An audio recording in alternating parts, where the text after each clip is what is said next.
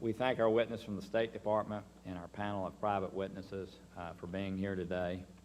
We believe, and our European allies agree, that Ukraine should be free to choose its future.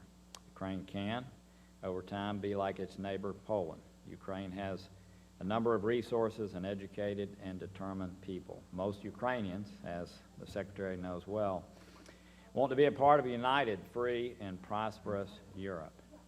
If Ukraine wants to go in the right direction, if Ukraine wants the rule of law, it has to keep making real changes. And again, I know our Secretary is working hard towards that end. This cannot be done without political will on their part. The United States, for our part, needs a sustained bipartisan commitment to Ukraine for as long as necessary. Today we'll examine where the Minsk process and the Normandy group stand. Any progress on that front will only be worth something if it creates space for Ukraine to become a part of Europe. Ukrainians are wondering if the West will walk away. Candidly, I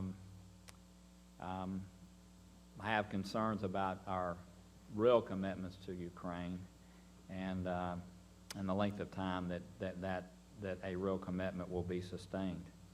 And so we need to make sure that is not the case.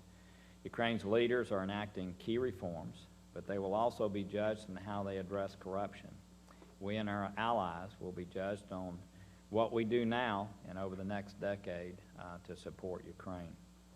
Here in Congress, we're working to authorize a long-term framework for Ukraine, but given all that's happening, our executive branch also needs to act to set the right course and not posture. Obviously, we can never accept Russia's land grabs through frozen conflicts and outright annexation.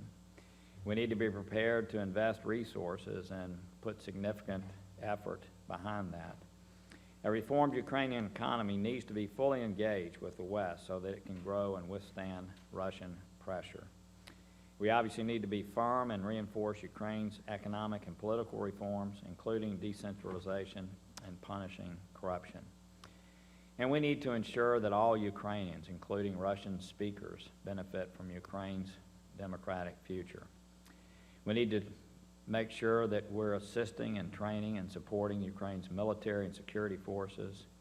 And we need to do whatever is necessary to ensure NATO readiness in the Baltics and Europe east of Germany. We need our NATO allies, including Germany, Poland, United Kingdom, France, Canada, and others, to also make real long-term commitment to work with us to see that Ukraine has a future tomorrow and that it's as secure as Poland's is today. And I just want to say one more time, our friends in Europe, so few of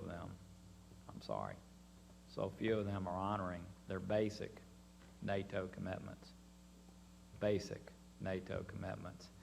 I know the Secretary has pushed hard to change that. I know that our NATO Secretary General is pushing hard to change that, and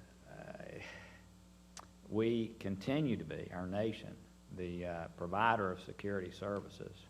Europe continues to be the consumer of security services, and that dynamic has got to change.